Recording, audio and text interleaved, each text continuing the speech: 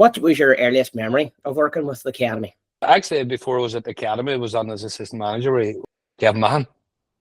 So that would have been my first sort of experience, a couple of years doing that. Kevin, it was actually brilliant for learning. And then it was under Keeley and Gavin Dykes, and they came on, and then Declan Devine, and sort of left for a while then. But Eddie then approached me and I said, back to see, would I come back with him now? I think Quiggy and Peter Moore were already there. So me and Eddie, got together and started working with the academy again. And then eventually went to me and Eddie and Quiggy.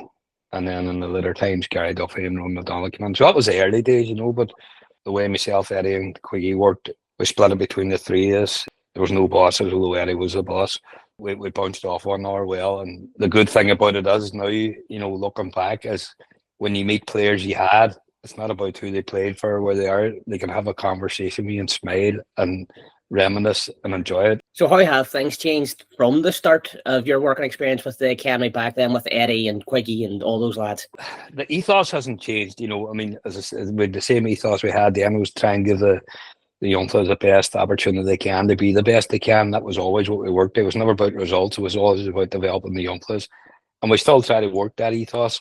The big change now is more structured now within the FAI.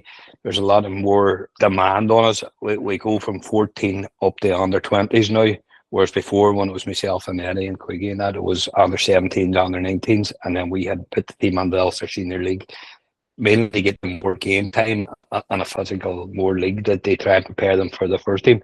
You're probably dealing with 80 players in an academy who all have the aspiration to play for Derry City.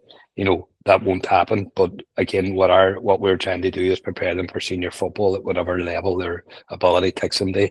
So as when they do that, they can go and have a good go at it and maybe have a good senior career. You did touch on it already about the under-19s league is now going to become an under-20s. It was kind of a soft launch last week by the FAI going into the new season. How is that going to benefit the academy now that you're going to have that extra year with your players?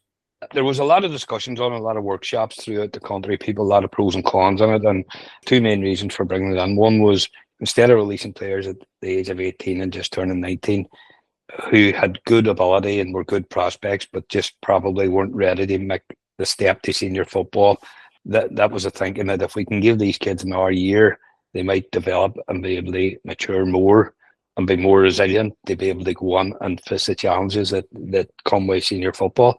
The other one was that I think they're trying to align it with our organisations in our league. So what they're proposing is that next year that they'll go under 16 and under 18 as well and do away with the under 17s. So I think that's what they're thinking is, and there's a lot of work being done with the FAA and looking for funding, which is so underfunded, when they're talking to the Irish government and that as well, that they're going to categorise all academies and trying to bring them in line similar to what they've done in England. So you'll be audited and you'll have to make an account of everything you do. I was just at a meeting there the other night, me and Sean Barrett, their player pathway, they were putting it out there, and there's a lot of good work being done, but again, it's seeing it and the fruition of it. Is it also a crazy expense running the academy clubs across the country instead of keeping it regionalised? Obviously, there is a split in north and south in the leagues. It is quite expensive, and like to be fair, Philip funds it. How long we'll be able to do that at the minute? We don't charge any of our players for joining the academy. The training's free. The only thing we ask them to do is buy their gear, because that's their own gear, for training, and they can keep that and wear that as they want. And we open a hub that they can get at a cost price from O'Neill's. As well as that, on away games, we actually, give them a meal on the bus as well, because we want to make sure every single player has had the same sort of something to eat. Whereas, you could have been before going down in a bus and stopping, and one kid had plenty of pocket money and our kid had none, and somebody's eating all that. So we try to just make it a level playing field for everybody, that they get their meal on the way down. But as I say, look, it's quite an expense to do that and travelling. You're in Dublin every second week, or you could be in Sligo, you could be in Galway, you could be in Waterford, and it's all paid for by the club, and it is quite an expensive outlay at the minute. They try and do that, but as I say, fair play to the chairman.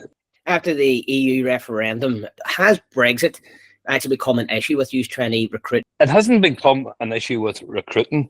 It has more of an issue for us than any other club. The problem being that, for anybody that doesn't know, if I go to sign a player from Derry or from the north, I have to get international clearance for that player. Like even at this moment in time where I'm registering players, I need 6 documents for a player from Derry to register him on with the FAI.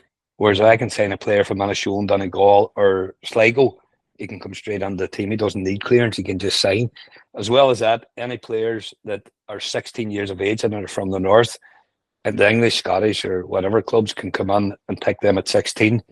But if you're playing for Derry and you're from Donegal, you can't go to your 18 because that's a rule if you're from over the border. So what it has meant, it has given more stability to the clubs in the south that we play against, because I think in the last statistics there that they put out was that it has gone up 85% of the number of kids that are staying in the game in the south until they're 18 now compared to prior to Brexit. The other thing is that where we are located, there's demands on us now from both international bodies for players.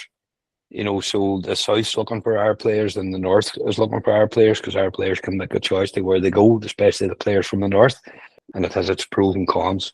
Well, back in 2022, the chairman, Philip O'Doherty, was in the newspapers talking about a partnership with the University of Ulster about starting an academy. I think the site that was picked for the High Performance Centre was the Foyle College Senior School in Duncragan Road. Has any more been spoken about that? Well, without saying too much, that was the plan. There was an awful lot of work put on by the board. People like Peter Wallace, Sean Barrett, Patrick Sampson, myself, Philip, and the other members of the board, you know, and we were really flying at it. We had drawings done and proposals done, but we had different chats with the university. There was a lot of stumbling blocks and a lot of bureaucracy and stuff like that to overcome, and it sort of stalled the process. Hindsight, Phil has decided, like, you know, for the substantial amount of money that he would be investing, he probably needs to look at a plan B. Now, there is a lot of work getting done behind the scenes on that as well. Like Sean Barrett has been sort of on a CEO now and like the strategic planning for the club going forward. Whether it will go to the Gee or whether it be somewhere else, you know, only time will tell. But I would say decisions will be made this year as to where it's actually going to happen. You know, the main focus on now at the minute is get the stand built and maybe look at the pitch and between that, look at the facility.